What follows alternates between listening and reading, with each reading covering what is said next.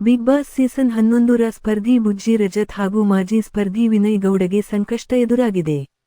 ಇಬ್ಬರ ವಿರುದ್ಧ ಬೆಂಗಳೂರಿನ ಬಸವೇಶ್ವರ ನಗರ ಪೊಲೀಸ್ ಠಾಣೆಯಲ್ಲಿ ಎಫ್ಐಆರ್ ದಾಖಲಾಗಿದೆ. ರಜತ್ ಕಿಶನ್ ಜೊತೆ ನಟ ವಿನಯ್ ಗೌಡ ರೀಲ್ಸ್ ಮಾಡಿದ್ದಾರೆ. ಈ ರೀಲ್ಸ್ನಲ್ಲಿ ವಿನಯ್ ಗೌಡ ಲಾಂಗ್ ಹಿಡಿದು ಕಣ್ಣಿಗೆ ಕೂಲಿಂಗ್ ಗ್ಲಾಸ್ ಹಾಕಿಕೊಂಡು ಪರ್ಫಾರ್ಮೆನ್ಸ್ ಮಾಡಿದ್ದಾರೆ.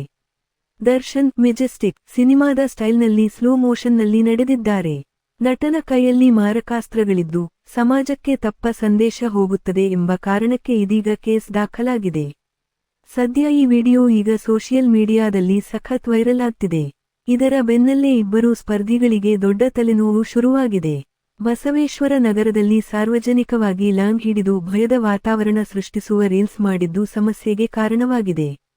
ಅಲ್ಲದೆ ಈ ರೀಲ್ಸ್ ಅನ್ನು ಬುಜ್ಜಿ ಅನ್ನೋ ಇನ್ಸ್ಟಾ ಖಾತೆಯಲ್ಲಿ ಶೇರ್ ಮಾಡಲಾಗಿದೆ. ಬಸವೇಶ್ವರ ನಗರ ಪೊಲೀಸರು ಇಬ್ಬರ ವಿರುದ್ಧ ಆರ್ಮ್ಸ್ ಆಕ್ಟ್ ಅಡಿ ಕೇಸ್ ದಾಖಲಿಸಿದ್ದಾರೆ. ಸಾರ್ವಜನಿಕವಾಗಿ ಮಾರಕಾಸ್ತ್ರಗಳನ್ನು ಹಿಡಿದು ರೀಲ್ಸ್ ಮಾಡುವುದು, ಭಯದ ವಾತಾವರಣ ಸೃಷ್ಟಿಸುವುದು ಕಾನೂನು ಪ್ರಕಾರ ಅಪರಾಧವಾಗಿದೆ. ಈ ನಿಟ್ಟಿನಲ್ಲಿ ಈ ಇಬ್ಬರ ಸ್ಪರ್ಧಿಗಳ ಮೇಲೆ ಎಫ್ಐಆರ್ ದಾಖಲಿಸಿದ್ದಾರೆ. ಇಬ್ಬರು ನಟರಿಗೂ ವಿಚಾರಣೆಗೆ ಹಾಜರಾಗುವಂತೆ ನೋಟಿಸ್ ನೀಡೋ ಸಾಧ್ಯತೆ ಇದೆ.